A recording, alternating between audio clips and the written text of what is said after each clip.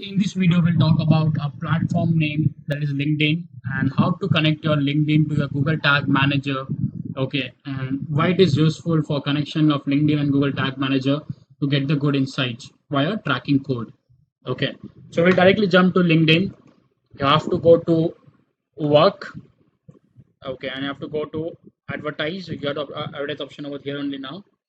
So when you click on advertise, you get option over here to check the inside tag, and the same inside tag you have to paste in Google Tag Manager to make it active.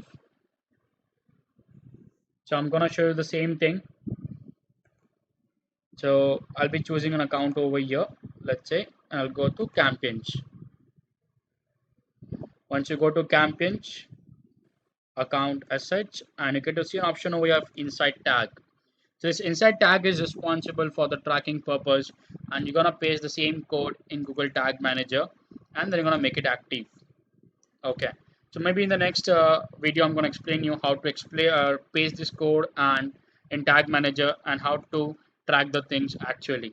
So in this video, we have understood like in LinkedIn we have option of inside tag and where to find that option of inside tag.